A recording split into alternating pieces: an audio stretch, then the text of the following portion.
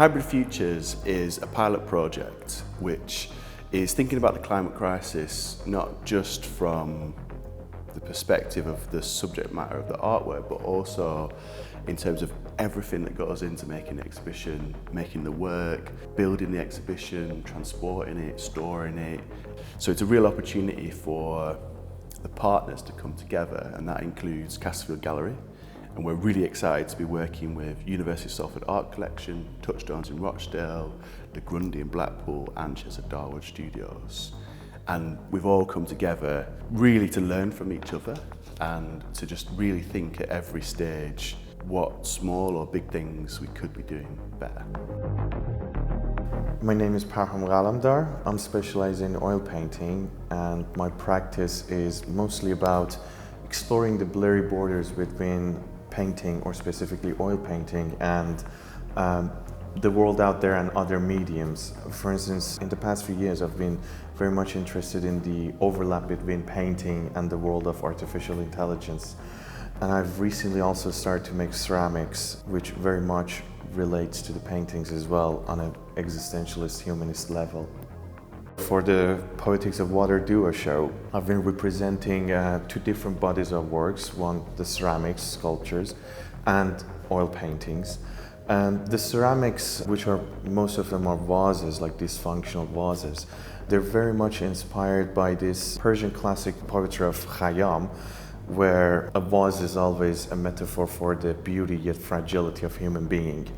Kind of relating to the concept of climate crisis in terms that, despite all the technological advancement and all the achievements, how fragile we still are, and how things could go wrong very easily. And the ceramics look both like dry, thirsty dry, and wet at the same time with these like gloopy glazes. And the black glazes look so much like tar or like oil. And then the paintings were very much research-based, and it was started with reading about the semiotics of Persian mythology through lectures of Dr. Parham at Stanford, where Dr. Parham explains that at the bottom line, at the base of the foundation of the Persian mythology, there lies these two elements of water and soil, because when you add these two elements, you have life, out of life growth, and then wisdom. I was reading about the mythological roots of climate crisis, basically. And this idea that the climate crisis is not a new theme or not a new issue, really. It always existed. It's just the scale that is very new now. The scale of it is very extreme, and it could end up with extinction, basically. And then I was also very much inspired by this idea that this archetypical idea of climate crisis, or the two elements of water and soil, have been repeated over and over and over up until today in the mass entertainment. For instance, in the most watched episode of the new Lord of the Rings series made by Amazon, the most watched episode, I think it's the 5th or 6th episode, I forgot, the antagonist arrives to separate the two elements to create the land of the evil, or the Mordor. So I was interested in how this archetypical concept, this philosophical idea, is being repeated everywhere, from mass media all the way to ancient mythology. I think the role of the artist in response to the climate crisis is no different to the role of the artist in responding to any other field or concept or meaning. I think it's to kind of examine the hierarchy and criticize from a place of love, not a place of destruction, but from a place of love, examine and criticize what the society is doing right or wrong.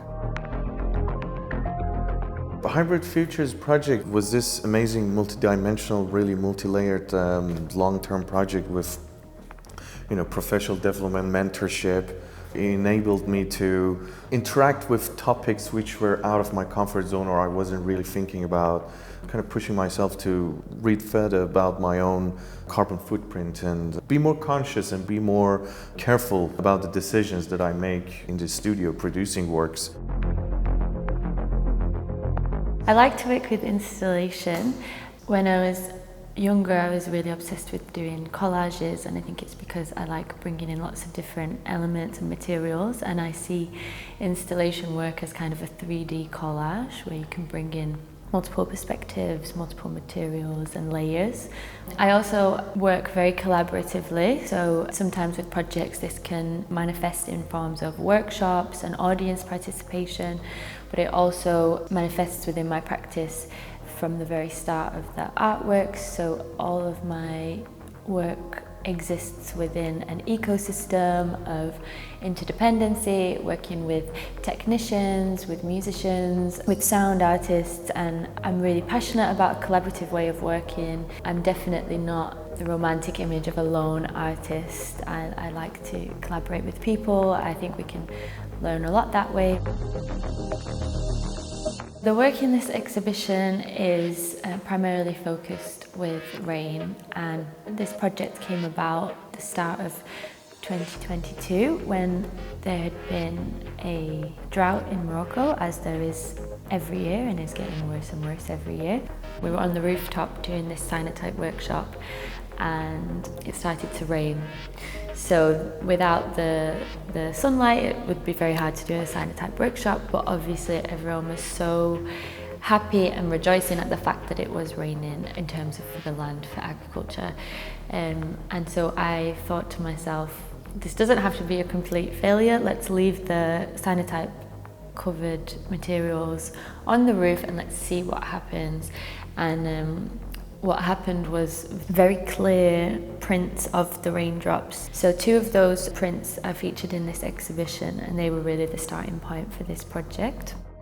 So then I decided to do some more research and experimentation also in Marrakesh. Unfortunately, even though it was later in the year, it was October, and there still wasn't any rain, and so we decided to instead experiment with river prints. And these prints I then digitized and worked with an animation artist called Linez to create an animation in response to a sound piece that I also made. So sound is very important within my work. I find it a medium which is very direct and very emotive. If no water anymore, it will be dissipated. The sound will move freely. So it's really important to centre the voices of people within the global south. This is because for me there's no tackling of the climate crisis without recognition of climate injustice and racial justice. For me it's also very important to think about reparation within this work. So for me, like, decolonisation is not a metaphor, it's something physical and material. So this comes down to sharing of resources, money, etc. So for me, wherever possible, it's very important to redirect these resources, which, if we're honest, have come from legacies of colonialism and violence. Hybrid Futures has been a really great project because of the space and time it has given. So we started talking maybe over a year ago, and so it's really allowed time for a project to breathe, for the research to really go in ways that wouldn't have happened if there was like a tight deadline. When working with screen printing, it's not, for example, the most sustainable of practices normally. So I really did a lot of research into how to improve the practice. It's really opened up ways not just for me to learn new things, but also the technician I worked with to learn new things. And I think in terms of a legacy of a project, that's something which maybe I haven't had before.